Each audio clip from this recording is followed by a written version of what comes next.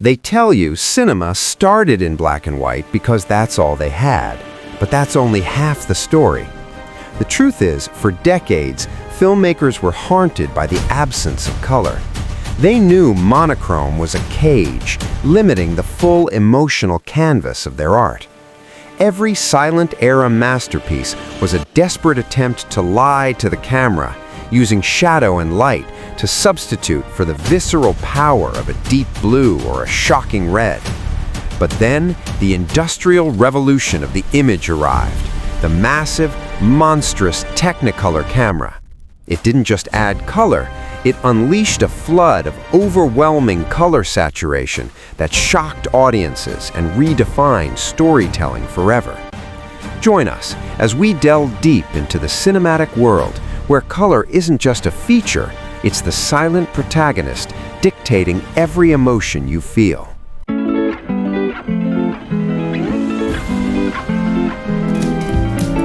Cinema is the most magical medium humanity has ever created, a world of light and motion that transports us entirely.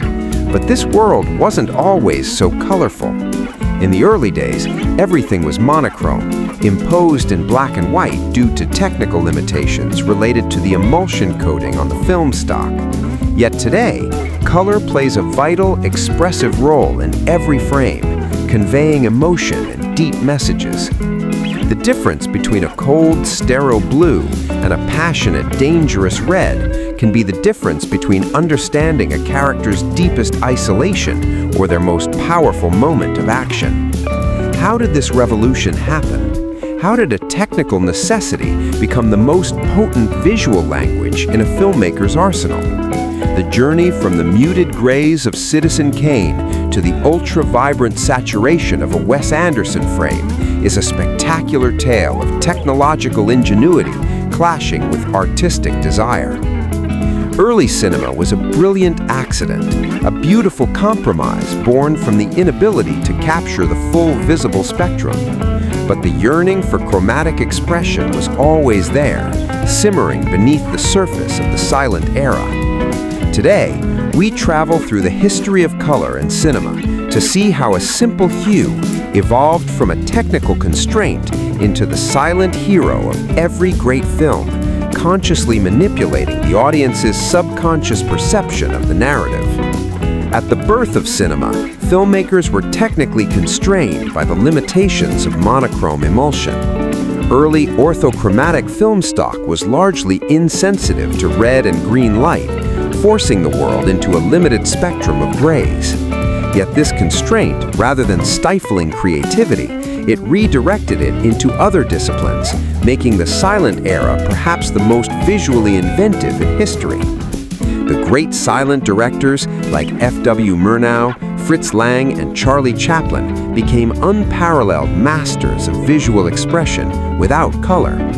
Light and shadow, chiaroscuro, they mastered chiaroscuro to establish depth, mystery, psychological tension, and moral ambiguity in their characters.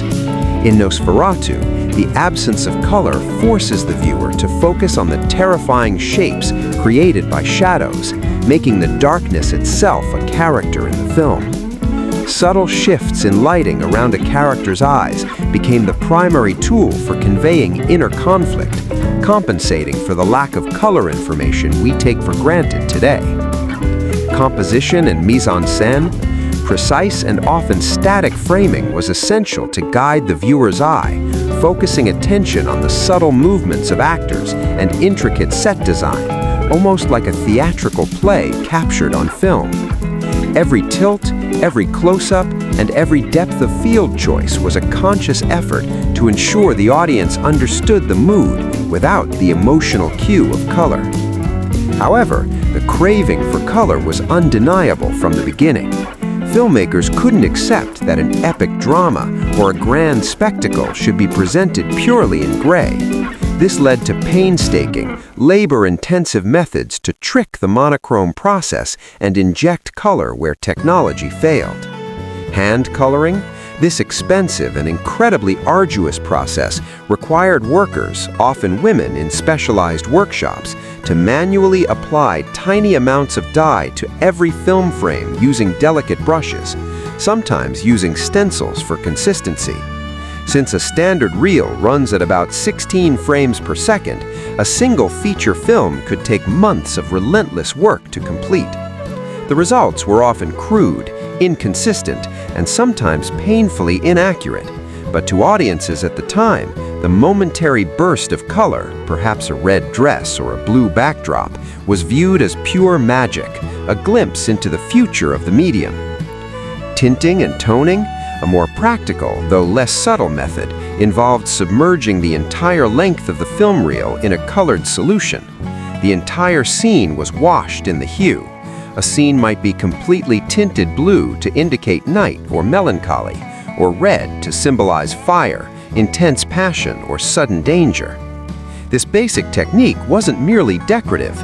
It was cinema's first conscious, psychological use of color to evoke a mood or a specific time of day, creating a rudimentary but universally understood emotional grammar.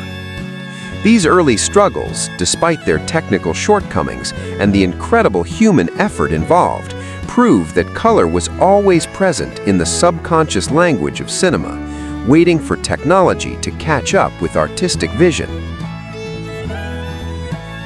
If hand coloring was a fragile, inconsistent dream, Technicolor was a jarring, brilliant, and overwhelming reality. This revolution, which reached its peak in the 1930s, didn't just add color to the screen, it blasted it onto the screen with a dazzling, almost unnatural intensity. Technicolor was not a simple film stock, it was a comprehensive industrial system involving specialized cameras, strict lighting requirements, and a proprietary dye transfer process. The pinnacle of this technology was the three-strip Technicolor process, an engineering marvel that required a huge, specialized camera that was heavy, noisy, and incredibly expensive to rent. This camera used an intricate arrangement of prisms and filters to split the incoming light into the three primary colors, red, green, and blue. 3 separate reels of black and white film stock ran simultaneously, each recording the information for only one color onto a matrix. In the subsequent complex dye transfer printing process, these 3 color records were precisely combined and dyed to create the final full-color image. The dyes used were chemically stable, which is why classic Technicolor films retain their vibrant, saturated look today, unlike many later color films that faded. The result was a color palette never before seen, highly saturated, fiercely vibrant, and almost surreal. Early blockbusters utilizing this technology, such as the massive The Wizard of Oz, 1939, and the gorgeous spectacle of Gone with the Wind, 1939, captivated and overwhelmed audiences worldwide, cementing the lavish, larger-than-life aesthetic we now associate with Hollywood's golden age. Suddenly, the screen wasn't just recording reality, it was elevating it into a fairy tale, fiercely colorful paradise. The Wizard of Oz remains the ultimate example of color's dramatic power, utilizing the old monochrome process as a deliberate narrative device. The film intentionally begins in monochrome, specifically sepia-toned, to establish the dull, restricted reality of Kansas, reflecting Dorothy's feeling of being trapped. The moment Dorothy opens the door in the Land of Oz, and the screen explodes with rich, overwhelming, highly saturated Technicolor, that sudden transition conveys not just magic and wonder, but a profound sense of potential, liberation, and the jarring difference between two worlds. Color, in that moment, is the hero's emotional and physical journey, instantly and powerfully visualized. Technicolor gave directors the ability to not just color images, but to color emotions, proving irreversibly that color was essential for cinematic scale and emotional impact. Today, the decision to use color is a precise, psychological, and artistic one, far removed from past technical constraints. Directors treat their film's color palette like a painter treats their canvas, working with a colorist specialist to utilize every hue as a deliberate tool to convey mood, character identity, and subtext without relying on dialogue. Color is now a coded visual language that speaks directly to your feelings. 1. Red. Passion, danger, and isolation. Red is the most aggressive and stimulating color, immediately demanding attention. In cinema, it is used to signify passionate love, immediate danger, violence, urgency, or guilt. It can be a psychological trigger, pulling the eye to the key element in a crowded frame. In Steven Spielberg's black and white masterpiece, Schindler's List, the only colored element is the little girl's red tote.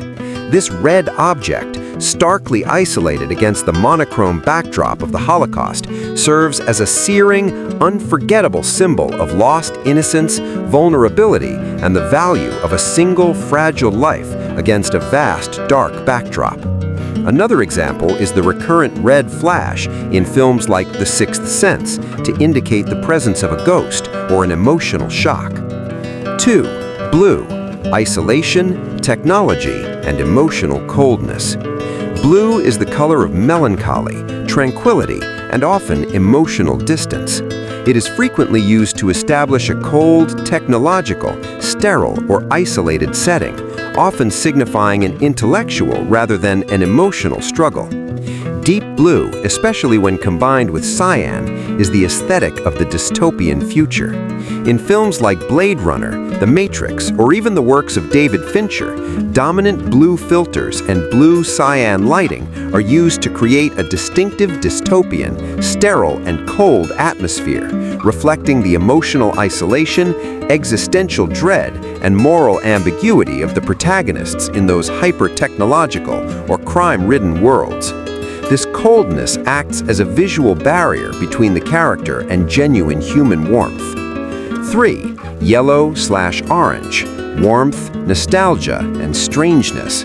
These warm colors evoke feelings of cheer, familiarity, nostalgia, and a sense of idealized or imagined escape. Yellow often signifies caution, but in a cinematic context, especially when paired with orange and gold, it creates a cozy, inviting, but often artificial or highly staged world. Wes Anderson is a master of the highly stylized, controlled palette.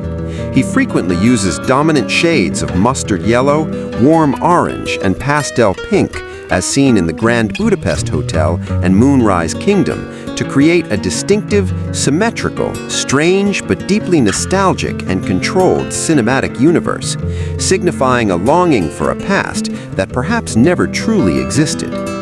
4. Green. Nature, sickness, and the unnatural.